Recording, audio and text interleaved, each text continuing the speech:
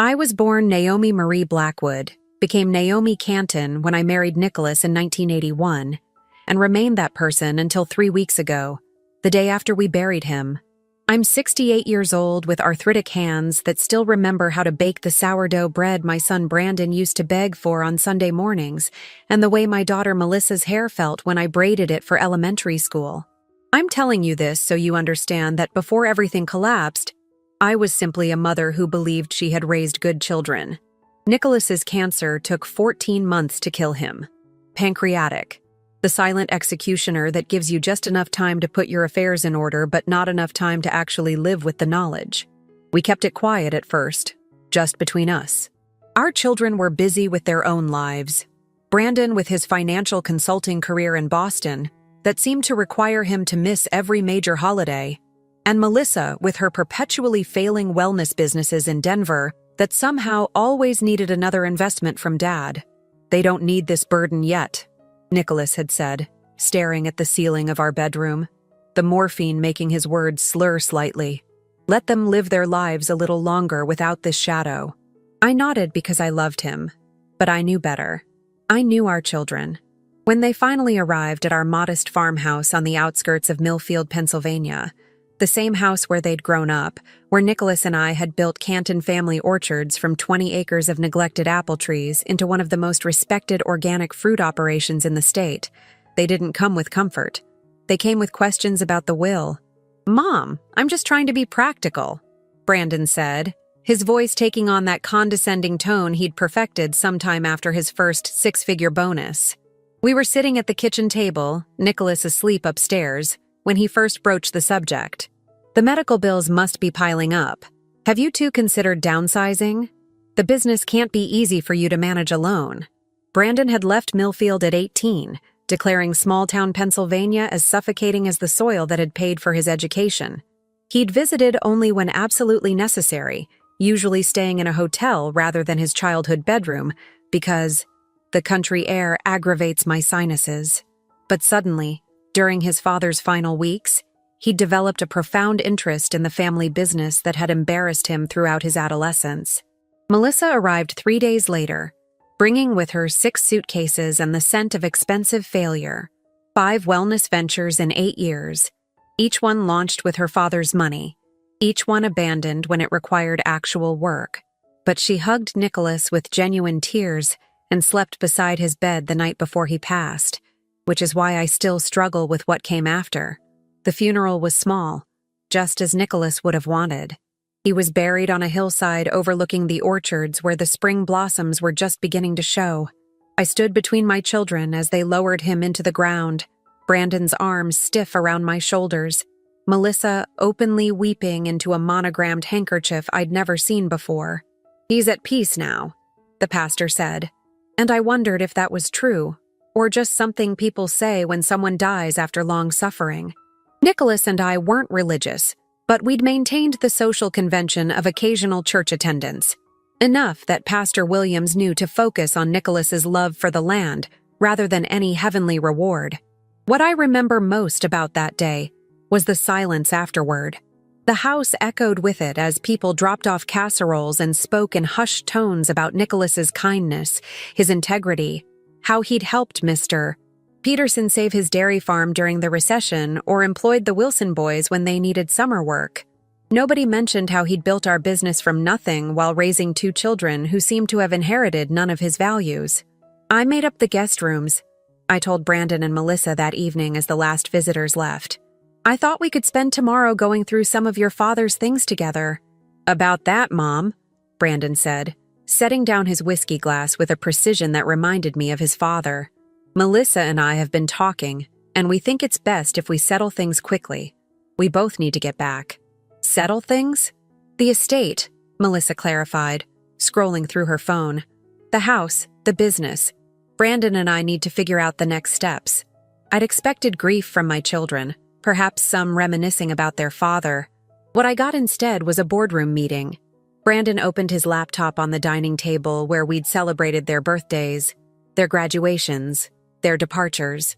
"Dad spoke to me about this last year," he said, not meeting my eyes. "He was worried about you managing alone. The business needs modernization, investment. The house is too much for someone your age." "My age," I repeated, the words tasting bitter. "I've managed this orchard alongside your father for 40 years. And you've done wonderfully," Melissa said in the same voice she used when selling overpriced vitamins to desperate women. "But it's time to think about your future, Mom. A retirement community would give you friends, activities. I have friends. I have activities." My voice sounded distant even to my own ears. "This is my home." "It's all of our home," Brandon corrected. "And Dad left the business to Melissa and me in the will. He wanted us to take care of you, but he knew the business needed younger management." I stared at my son, this stranger in expensive clothes who thought he knew anything about the earth that had fed him, the trees his father had nursed through drought and blight and frost. "Show me the will." He slid a document across the table. Not our family lawyer's letterhead, but something printed on Brandon's corporate stationery. Nicholas's signature looked wrong somehow. Too perfect. Too steady for a man whose hands had trembled with pain for months. "You had him sign this while he was on morphine?" The rage that rose in me then was something primal. Something I hadn't felt since I watched a fox try to steal into our chicken coop when the children were small. I'd chased it off with a broom, and the kind of fury that comes from protecting what's yours. "He was lucid," Brandon insisted. "He wanted us to have a fresh start with the business. There's a developer interested in the land." "Developer?" "For a luxury housing community," Melissa explained, her eyes bright with the prospect of money. "They'll pay $7 million, Mom. We can all start fresh." Fresh. As if the life Nicholas and I had built was something stale, something to be discarded. As if the legacy of Canton family orchards, our sustainable farming practices, our refusal to sell to the big grocery chains that would squeeze our workers, our annual donation of 10% of our crop to the local food banks, was nothing compared to the prospect of cookie-cutter homes for wealthy weekenders from Philadelphia. "Your father would never sell this land for development," I said, my voice steadier than I felt. "And I didn't sign anything." "You don't need to," Brandon explained with practiced patience. "The business was in Dad's name. The house, too. Pennsylvania isn't a community property state." I knew then that they had planned this, not just after Nicholas fell ill, but perhaps before. How long had my son been waiting for his father to die so he could liquidate our life's work? How many times had Melissa called not to check on Nicholas's health, but to ensure their plan was still in motion? "I need time," I said, standing up. "I'm going to bed. We'll discuss this tomorrow." But there would be no discussion. While I lay awake in the bed I'd shared with Nicholas, staring at the ceiling and listening to the familiar creaks of our old farmhouse, my children were making their final preparations. Morning came with the smell of coffee, the expensive kind Brandon had brought from Boston because our local store brand was undrinkable. I dressed slowly, my joints stiff with grief and age, and the cold knowledge of what my children had become. When I came downstairs, they were waiting with a small suitcase I didn't recognize. "We packed some essentials for you," Melissa said brightly. "Brandon and I thought we'd drive you to look at Sunny Pines today. It's a beautiful retirement community just 2 hours from here." "I'm not going to any retirement community," I replied, pouring myself coffee. "This is my home." "Mom, be reasonable," Brandon sighed. "The paperwork is done. We close with the developers next week. You can't stay here." I looked at my son then, really looked at him, and saw nothing of Nicholas in his face. Nothing of the boy who had once followed his father through the orchard at dawn, asking endless questions about pollination and pruning. Nothing but a stranger who saw me as an inconvenience to be managed. "I need my medication from the bathroom," I said quietly. "And I'd like to take some photos." "Sure, Mom," Melissa agreed, relief evident in her voice. "Take whatever personal items you want. We can send the rest later." I moved through my home one last time, touching the worn banister Nicholas had sanded and revarnished every 5 years, the quilt my grandmother had made that draped across our bed, the window seat where I'd read stories to my children on rainy afternoons. In the bathroom, I retrieved my medications, but also slipped my passport and birth certificate from the hidden compartment in the medicine cabinet, the one Nicholas had built when we first worried about burglaries in the late 80s.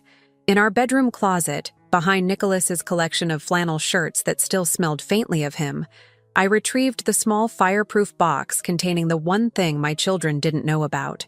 When I came downstairs, my purse heavier but my heart somehow lighter with resolve, Brandon was checking his watch. "Ready?" he asked. Not really a question. I nodded, allowing Melissa to take my arm as if I were already the infirm old woman they wanted me to be. We drove in Brandon's rental car, a sleek black SUV with leather seats that stuck to the backs of my legs. I watched my home disappear through the rear window, memorizing the sight of spring buds on the apple trees, the weathered red of our barn, the stone chimney Nicholas had rebuilt the summer before Brandon was born. We drove past Millfield's small downtown, past the elementary school where I'd volunteered, past the community center where I still taught quilting on Wednesday evenings. But instead of continuing on the highway toward the larger towns where retirement communities clustered, Brandon turned onto County Road 27, a rural route that cut through farmland before eventually connecting to the interstate. 20 minutes later, he pulled onto the shoulder beside an empty field. The engine idled as he turned to look at me. "This is where you get off, Mom," he said, his voice eerily calm. "The house and business are mine now." "What?" Melissa at least had the decency to look confused. "Brandon, what are you doing?" "What we discussed," he snapped. "Mom's not going to make this easy. She'll contest the will, make scenes, embarrass us with the developer. This is cleaner. But she has her medication, some clothes. There's a gas station about 5 miles up. She can call one of her quilting friends." He reached across me to open my door. "Get out, Mom." I looked at my son, searching for any sign of the child I'd loved, and found nothing. Then I turned to my daughter, whose wide eyes darted between us, her mouth opening and closing like a fish. "Melissa?" I asked, but I already knew. She'd go along with him. She always had. "I'm sorry, Mom," she whispered. "It's just, we need this money. I have debts." I nodded once, gathered my purse and the small suitcase they'd packed, and stepped out onto the gravel shoulder. The spring air was cool, scented with fresh earth and the promise of rain later. I stood there, clutching my bag, as Brandon drove away without looking back, Melissa's pale face visible through the rear window until they crested a hill and disappeared. No phone, no money, or so they thought. Just my name and what they didn't know I still owned. And that's when I realized I wasn't alone. I was free. Free from pretending these people deserved my love simply because I had given them life. Free from the weight of maternal obligation to children who saw me as nothing but an obstacle. I started walking, not toward the gas station Brandon had mentioned, but toward a future they couldn't imagine. In my purse was my passport, my medication, and a deed. The original deed to 20 acres of land in my maiden name, purchased before I married Nicholas, before Canton Family Orchards expanded. The most profitable 20 acres as it happened, which included water rights that any developer would need. My children thought they'd left me with nothing. They were about to learn how wrong they were. The walk to town took nearly 2 hours. My shoes, sensible flats I'd worn for my husband's funeral, weren't made for country roads. By the time I reached Miller's Gas and Grocery at the edge of Millfield, my feet were blistered, and the afternoon sun had burned my neck. I didn't care. Pain has a way of clarifying things, and with each step, my purpose had crystallized. I didn't go inside immediately. Instead, I sat on the bench outside, watching pickups and sedans come and go. Normal people living normal lives who had no idea that Naomi Canton, who'd judged their apple pies at the county fair for 20 years, had just been abandoned like roadkill by her own children. Mrs. Canton? I looked up to see Ray Miller himself, third-generation owner of the store, wiping his hands on his apron. "You all right? You're looking a bit peaked." "Just resting, Ray. Been a long day." He nodded, glancing at my suitcase. "Real sorry about Nicholas. He was a good man." "Yes, he was." I straightened my spine. "Ray, could I use your phone? I seem to have forgotten mine." "Course you can." He led me inside, past the beer coolers and snack aisles to the small office behind the counter. "Take your time." I didn't call any of my quilting friends as Brandon had suggested. I called Vincent Hargrove, our family lawyer of 30 years. Naomi, I tried reaching you yesterday. I was surprised not to see you at the reading. My hand tightened on the receiver. What reading? Vincent was silent for a moment. The will reading. Your son presented a document, but I had concerns. I've been trying to contact you. I've been indisposed, I said, my voice steady despite the rage building inside me. Vincent, I need your help, and I need discretion. You have both. My office, 1 hour? I'll be there. I bought a cheap prepaid phone with cash I kept hidden in a compartment of my purse. Emergency money Nicholas had insisted we both carry after getting stranded with a flat tire years ago. I also purchased a bottle of water and a sandwich I had no appetite for. Ray refused to take my money. On the house, Naomi. You need anything else, you just ask. His kindness nearly broke me. Nearly. But I hadn't cried when they lowered Nicholas into the ground, and I wouldn't cry now. Vincent's law office occupied the second floor of a Victorian on Main Street. When his secretary saw me, her eyes widened. Mrs. Canton, Mr. Hargrove is expecting you. She hurried from behind her desk. Can I get you anything? Water? Coffee? I'm fine, Helen. Thank you. Vincent met me at his office door, his tall frame stooped with age but his eyes sharp as ever. He'd been a year behind Nicholas in school, had handled our business incorporation, our wills, everything legal in our lives. Naomi, he guided me to a leather chair, then sat not behind his desk but in the chair beside me. Tell me what's happening. So I did. The conversation after the funeral, the suspicious will, the drive and abandonment. With each detail, Vincent's expression darkened. The will they showed you, he said when I finished, was not the will Nicholas and I prepared last year. Their document is a forgery. I suspected as much. I opened my purse and removed the fireproof box. From it, I withdrew the deed to the original 20 acres. They don't know about this. Vincent examined the deed, nodding slowly. Smart? Very smart. You two were always thinking ahead. Nicholas suggested putting this portion in my maiden name when we first expanded. Insurance, he called it, in case the business ever failed. And now it's insurance of another kind. Vincent placed the deed carefully on his desk. What do you want to do, Naomi? I met his eyes. I want my home back. I want the business my husband built. And I want my children to understand exactly what they've done. Vincent didn't flinch at the coldness in my voice. Instead, he nodded. Let's start with a place for you to stay tonight. My sister's B&B has a vacancy. Tomorrow we'll begin the legal work. No, I shook my head. I need to move faster than that. The developer is closing next week. Understanding dawned in Vincent's eyes. You're not planning to just go through the courts. Courts are for people with time, Vincent. I have a better idea. That night, in the floral-papered comfort of Rose Hill Bed and Breakfast, I made my first call. Not to my children. They could wonder where I was, whether I'd reached town or collapsed on the roadside. My call was to Harold Winters, the regional manager of Pennsylvania Trust Bank, where Canton Family Orchards had done business for decades. Mrs. Canton, I'm so sorry about your husband. Thank you, Harold. I'm calling because I've discovered some concerning transactions, and I need your help to protect what's left of our business. My second call was to Martin Adams, the agricultural extension agent who'd worked with us for 15 years. Naomi, I was at the funeral but didn't get to speak with you. I know, Martin.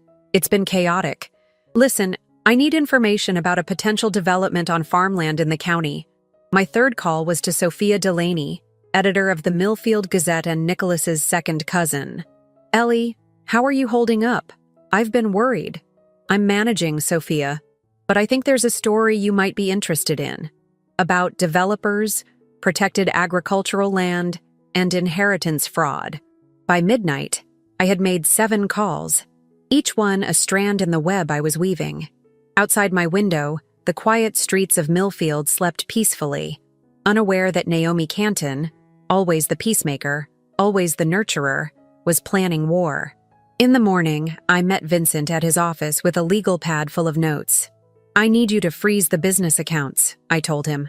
And I need you to file an emergency injunction on any sale of the property based on the fraudulent will. Vincent reviewed my notes, his eyebrows rising. This is comprehensive. I had 40 years with Nicholas. I know every contract, every client, every detail of that business. I leaned forward, and I'm going to use all of it. Your children won't take this quietly. I'm counting on it. By noon, the pieces were in motion. Vincent had filed the emergency injunction. Harold had frozen the business accounts pending investigation of suspicious activity. Martin had contacted the Environmental Board about protected wetlands on the proposed development site. Wetlands that happened to be on my 20 acres. I sat in Vincent's office, watching the clock tick toward 1 p.m., when my children would discover that their carefully constructed plan had hit its first obstacle. My phone rang, the new prepaid one whose number they shouldn't have known. But Vincent had made sure they'd gotten it. I let it ring 4 times before answering, my voice calm. "This is Naomi." "Mom!" Brandon's voice crackled with barely contained fury. "What have you done?" I smiled, though he couldn't see it. "I've only just begun." "Mom, be reasonable." Brandon's voice hardened through the phone. "You can't just freeze accounts and file injunctions. Do you have any idea what you're doing to our deal?" "Your deal," I corrected. "Not mine, not your father's." "Where are you?" Melissa cut in, her voice shrill. Brandon had clearly put me on speaker. "We've been worried sick." The lie hung between us like a poisoned cloud. They hadn't called the police, hadn't contacted friends. They'd been too busy finalizing their betrayal. "Worried that I survived?" I asked, my voice perfectly level. "Worried that I didn't conveniently disappear?" "That's not fair," Melissa whined. "Brandon made a mistake." "Shut up, Melissa," Brandon snapped. I smiled into the phone, already fracturing. "Listen carefully. I'm giving you one chance to walk away with something. Withdraw your fraudulent will. Sign the business and house back to me. In return, I'll give you each a one-time payment of $50,000. After that, we're done." Brandon laughed, an ugly sound. "You're delusional. You have nothing. The will is legal." "The will is a forgery," Vincent interjected, leaning toward the speakerphone on his desk. "As the lawyer who drafted Nicholas Canton's actual will, I can testify to that." Silence stretched across the line. "You have 24 hours, I said. "After that, the offer expires and I proceed with fraud charges." I hung up before they could respond. Vincent leaned back in his chair. "You realize they'll probably refuse." "I'm counting on it." I stood, gathering my purse. "Now, I need to visit the bank in person." The next 24 hours passed in a blur of paperwork, phone calls, and quiet meetings in back offices throughout Millfield. People who had known me for decades, known us, Nicholas and me, stepped up with information, signatures, and support. Not out of pity, but out of respect. And perhaps a touch of relish at seeing the Canton children, who had abandoned their hometown for shinier places, get their comeuppance. By evening, I'd moved into a small apartment above Lucille's bakery. The owner, Lucille Brennan, had been my friend since our children started kindergarten together. "Stay as long as you need," she said, pressing the key into my palm. "That boy of yours never did right by this town. Or by you and Nicholas." I slept surprisingly well that night, lulled by the familiar smells of bread and pastry rising from below. In the morning, I dressed in clothes Lucille had lent me, a pair of jeans and a sweater that fit well enough, and prepared for war. At precisely 9 a.m., when the deed office opened, I filed paperwork asserting my ownership of the original 20 acres, property that included the main house, the barn, and most critically, the water access that any developer would need. At 10 a.m., I met with the Agricultural Board about conservation easements Nicholas and I had quietly put in place years ago, restrictions that would make development nearly impossible even if Brandon somehow managed to sell. At noon, I sat with Sophia in the Millfield Gazette office, providing documentation for a story headlined, "Local Orchard at Center of Inheritance. Dispute, Developer Plans Threaten Protected Agricultural Land." By 2 p.m., my phone was ringing again. "The offer's off the table," I said by way of greeting. "Mom, you're making a terrible mistake." Brandon's voice had lost its edge of superiority, replaced by something closer to panic. "The developer's lawyers are threatening to sue if we can't deliver as promised." "That sounds like your problem." "Our problem," Melissa broke in. Mom, please. I used the advance to pay off some debts. If this falls through, I'll be ruined. You should have thought of that before leaving me on the side of the road. That was Brandon's idea, she cried. I didn't know until we were already driving. The betrayal between them gave me no satisfaction. Nothing about this gave me satisfaction, only a cold, necessary sense of justice being served. The bank statements show you withdrew $50,000 3 days before your father's funeral, Melissa. I kept my voice clinical, detached. Planning your fresh start already, were you? She began to sob, dramatic heaving cries I'd heard countless times when she didn't get her way. It's too late for tears, I continued. Vincent will send over the paperwork. You both sign, renouncing all claims to Canton Family Orchards and the house. In return, I won't press charges for fraud, attempted elder abuse, and theft. And the $50,000? Brandon asked, his businessman's mind still calculating. That offer expired, I replied. You get to stay out of jail, that's all. I hung up, set down the phone, and stared out the window of Vincent's office at the town where I'd spent my entire adult life. Across the street, the farmers' market was setting up, just as it did every Thursday.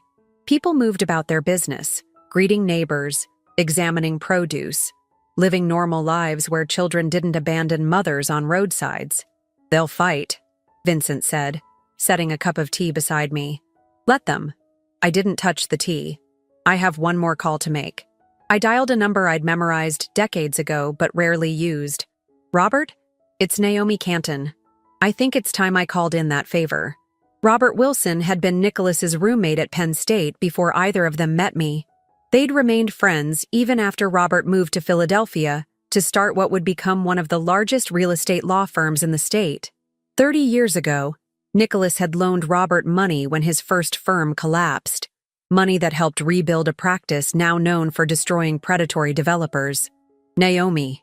His voice was warm with recognition. I've been meaning to call since I heard about Nicholas. I'm so sorry. Thank you, Robert. I need your help with a situation. I explained everything. The forgery, the abandonment, the developer. Robert listened without interruption, and when I finished, the silence stretched so long I thought we'd been disconnected. I'll be in Millfield tomorrow morning, he finally said, his voice tight with controlled anger. These developers, Platinum Acres, they've been on our radar. Naomi, what they're planning violates at least 6 environmental regulations. We've been looking for a way to stop them. And now you have one. Yes. I could hear him shuffling papers. Don't sign anything before I get there. And Naomi, I'm sorry about your children. I stopped having children 3 days ago, I replied. Now I just have adversaries. That night, I sat in Lucille's kitchen as she closed the bakery, drinking tea and watching her prepare dough for the morning. You should try to eat something, she said, nodding toward the sandwich she'd made me. You need your strength. I'm not hungry. I hadn't had an appetite since Nicholas died. Food was fuel now, nothing more. Heard Melissa's staying at the Millfield Inn, Lucille said, kneading with practiced movements. Brandon's still at the house. People are talking. Let them talk. The small-town grapevine had always annoyed my children, but now it served me. Every move they made, I knew about it within hours. Sophie's article runs tomorrow, Lucille continued. Front page. Got a call from the Philadelphia Inquirer, too. They want to pick up the story. Something about the developer having trouble with other projects. I nodded, unsurprised. Robert's call had confirmed what I'd suspected. Platinum Acres had a pattern of targeting vulnerable landowners, particularly the elderly, with promises they never intended to keep. Did I do the right thing, raising them the way we did? The question slipped out before I could stop it. Not sentimentality, but a genuine curiosity about where I had failed. Lucille's hands stilled in the dough. You and Nicholas were good parents, Ellie. Some people just turn out rotten, no matter the soil they're planted in. I accepted her answer with a nod, pushing away the useless question. It didn't matter anymore. The past was buried with Nicholas. Only the future and my revenge remained. Morning brought Robert Wilson, impeccably dressed in a suit that probably cost more than 3 months of Canton Orchard profits, striding into Vincent's office with 2 associates trailing behind him. Naomi.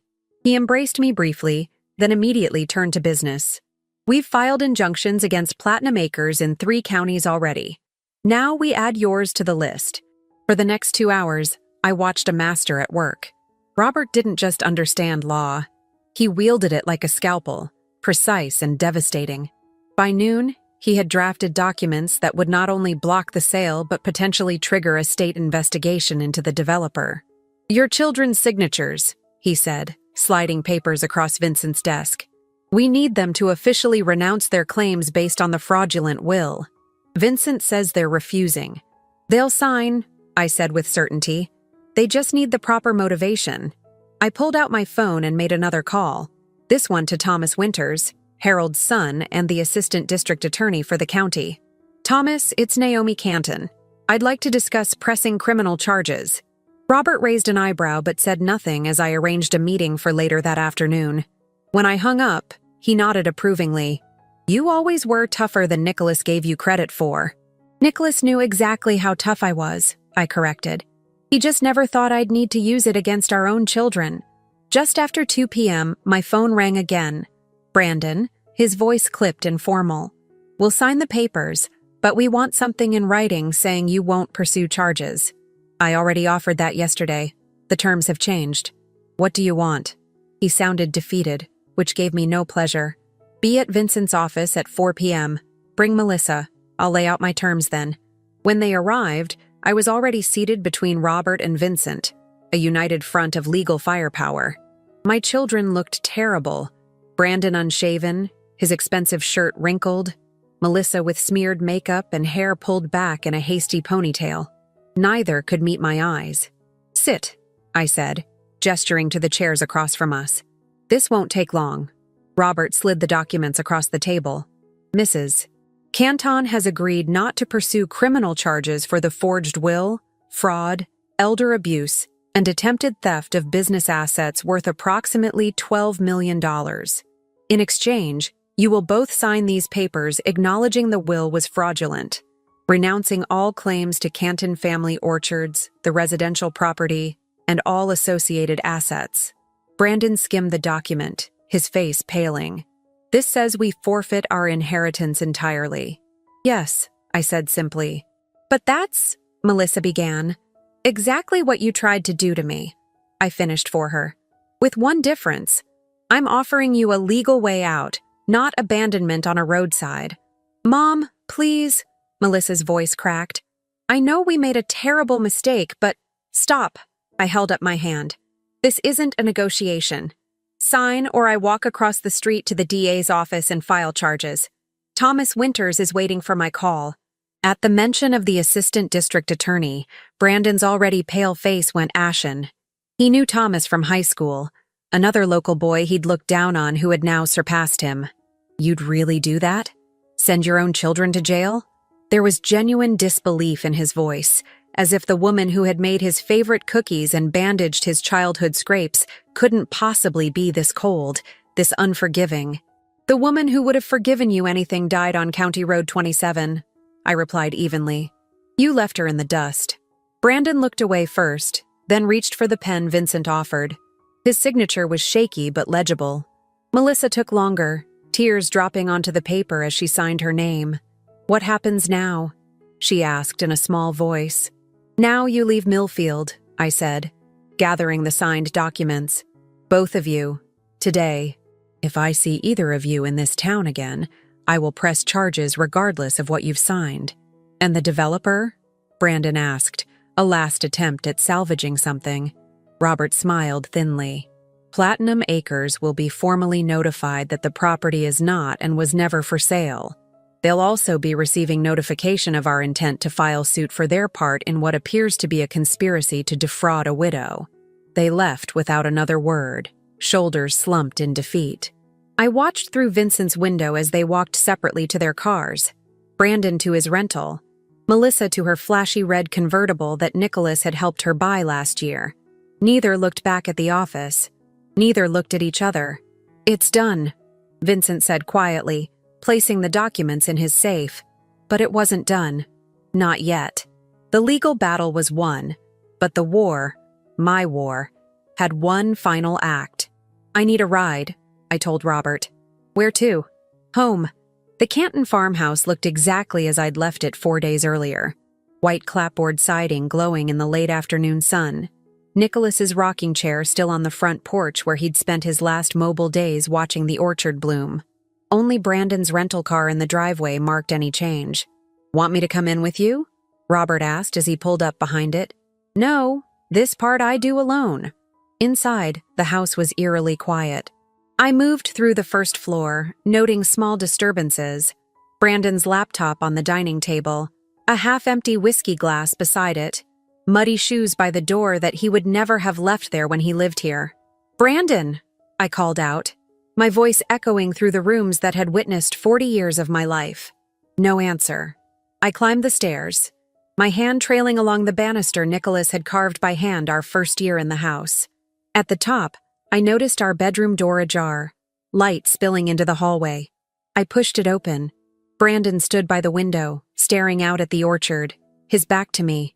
The room had been ransacked, dresser drawers pulled out, closet doors open, Nicholas's possessions scattered across the bed we'd shared for 4 decades.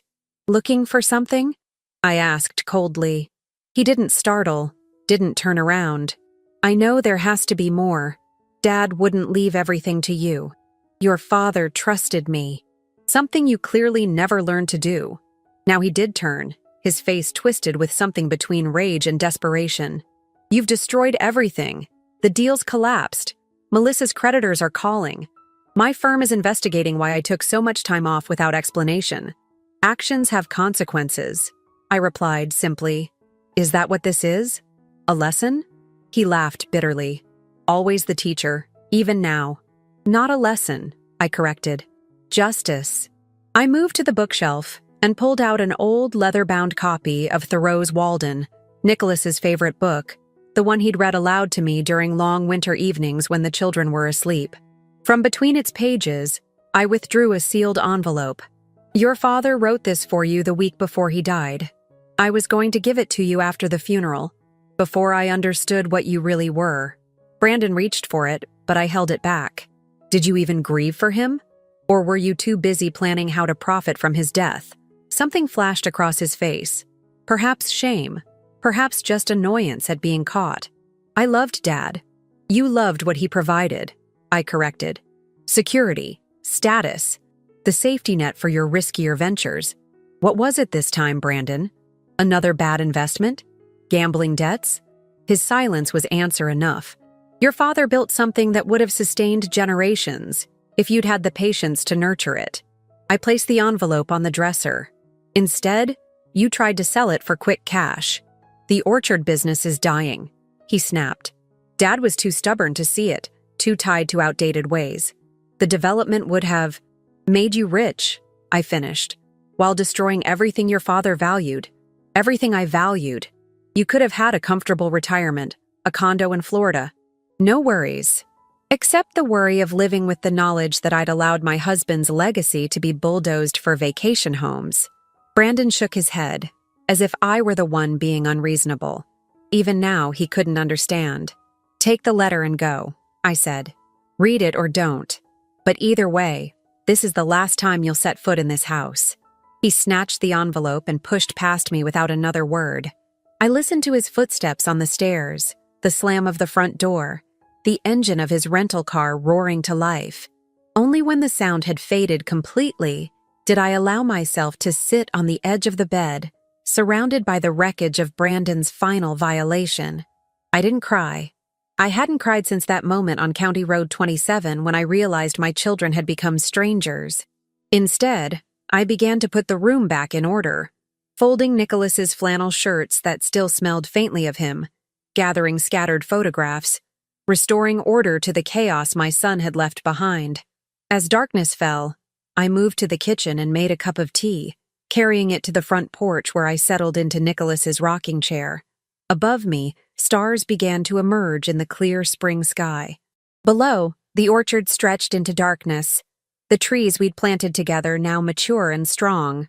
My phone rang. Vincent, checking on me. "I'm home," I told him. "Brandon's gone. And you're all right there alone?" I've been alone since Nicholas died, I replied. The difference is now I know it.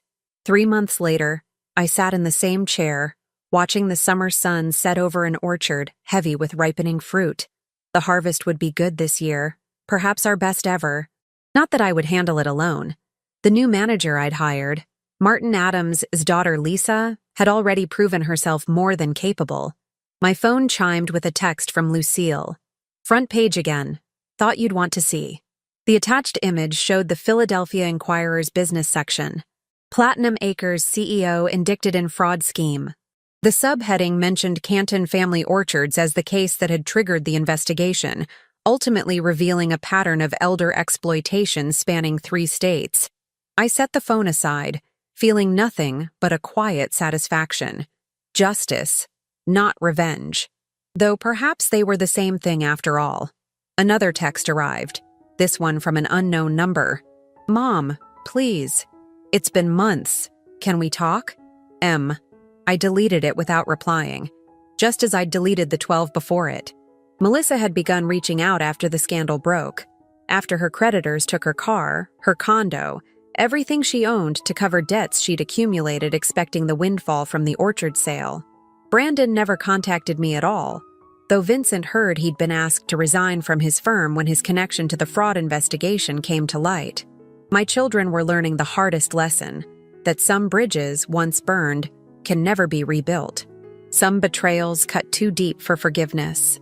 As darkness settled over the orchard, I rocked gently, listening to the night sounds. Crickets chirping, a distant owl, the creak of the chair against weathered boards. In my lap lay a notebook where I'd begun sketching plans for Canton Family Orchard's future. A farm-to-table restaurant in the old barn, educational programs for local schools, expansion of our organic practices. Nicholas would have loved these ideas. We'd discussed similar dreams before his illness consumed our conversations with treatments and pain management. I'm doing it, Nicholas, I whispered to the night air. Everything we planned, everything they tried to destroy. Tomorrow, I would meet with the lawyer handling the formation of the Nicholas Canton Agricultural Scholarship, a fund for local students pursuing sustainable farming, funded by the profits my children had tried to steal. Next week, I would host the first community harvest dinner, inviting the neighbors and friends who had rallied around me when I needed them most. And in the quiet evenings, I would sit here in Nicholas's chair, watching over the orchard we had built, the legacy that would continue without our children, strong and enduring as the trees themselves. Not alone, after all, just free. That's my story. Some of you might judge me harsh, unforgiving. Some might call it cruelty to cut off my own flesh and blood so completely. But remember what I told you at the beginning. Betrayal from those you've carried in your heart is a wound that transforms you. It burns away sentimentality and leaves something harder, clearer in its place. My children made their choice that day on County Road 27. I made mine every day after. Don't forget to subscribe to the channel and comment where you're watching from. Maybe share what you would have done in my place. Would you have forgiven? Or would you, like me, have chosen justice instead? Either way, remember this. Some people mistake kindness for weakness until they discover too late what strength truly looks like.